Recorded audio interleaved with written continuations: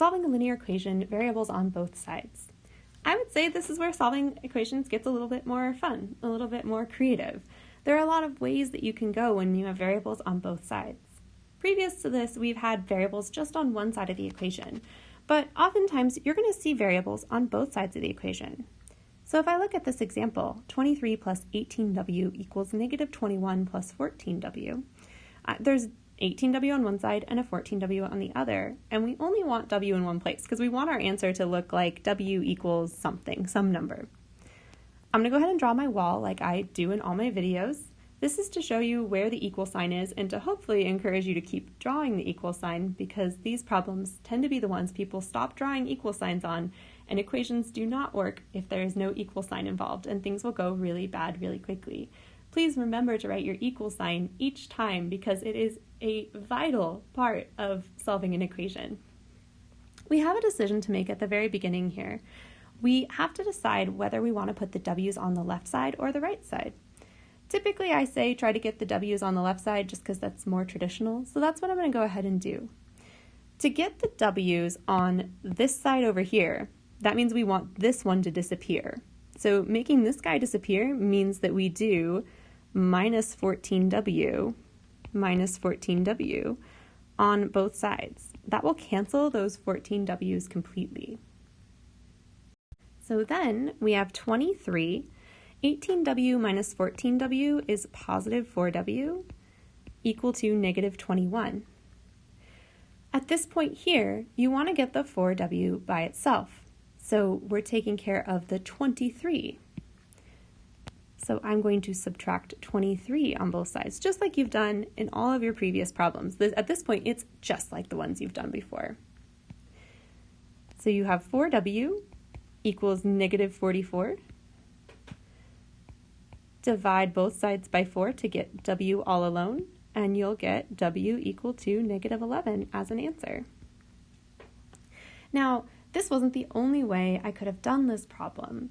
Oftentimes students ask me like, well, is this the only way? Do I have to do the w's first? Do the w's have to go on the left-hand side? There are 4 different ways that you could start this problem off. So let me show you what would have happened if I did things a little bit differently. Let's say that I had 23 plus 18w equals negative 21 plus 14w. And let's say that my first step that I did was adding 21 to both sides. So this is different because we're adding the 21 to both sides and we're starting with the number, not the variable. But it will totally work out. These 21s will cancel. 23 plus 21 is 44 plus 18w equals 14w. Now you want a number on one side and then just the variable on the other side. So you do not want to do anything with the 44 because he's already by himself. You want to move the 18w to the other side so that it's a number on one side and w's on the other. If you subtract the 44 over here, you'll have 14 minus 44, and you just created a whole new problem. So I will subtract the 44. I literally said just not to do that. Not listening to myself. Don't do that. I'm going to subtract the 18w and cancel those out.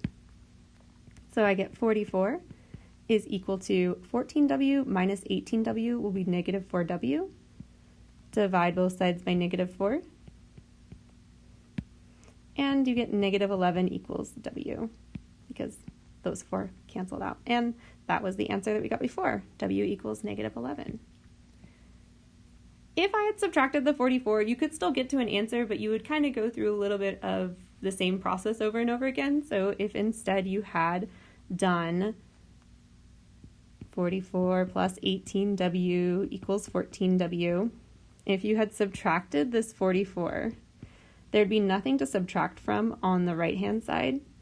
So you would get 18w equals 14w minus 44. And then you would then subtract the 14w from both sides, giving you 4w equals negative 44, you get the same answer. You'll get w equals negative 11. But what ended up happening is you did this step here, and then this step here, and then this step here before you could divide by 4. So you did 3 steps instead of what would have only been 2 steps before. So you ended up giving yourself a little extra work there. But it would still work itself out, just making sure you keep track of your equal sign and you move things around appropriately. Let's go ahead and do another example. So 6v plus 2 equals 9v plus 14. Drawing my wall here.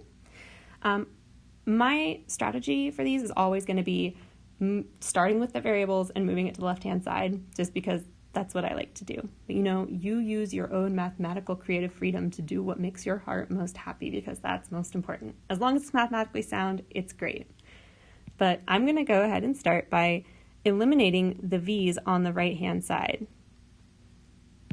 One step at a time here. So 6v minus 9v is negative 3v. The plus 2 comes down from right above. Equals, the 9v's are canceled, so it equals 14.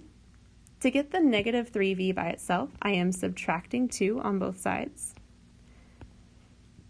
Those 2's cancel. I have negative 3v equals 14 minus 2, which is 12. Divide by negative 3 to get the v by itself. 12 divided by negative 3 will give you negative 4. So v equals negative 4 is your answer here. All right, let's do one last example for good measure. We're solving for x. We have 5x plus 16 equals 3x plus 6x minus 12. There's a few extra steps to kind of do here. When you're starting this, you want each side to have like terms combined already. In the other ones, there were no like terms to combine, but in this one, I do see a 3x and a 6x that can be combined together. So I will drop the 5x plus 16 down. 3x plus 6x will give me 9x minus 12. Now I'm going to move my x's to the left-hand side, and I do that by eliminating the x's on the right-hand side. Those 9x's cancel. 5x minus 9x is negative 4x. The plus 16 comes straight down, equals negative 12. Now I'm moving the 16 over so that the negative 4x can be by itself. So minus 16 minus 16. The 16s will cancel. Negative 4x equals negative 28. To get the x by itself, I am dividing both sides by negative 4.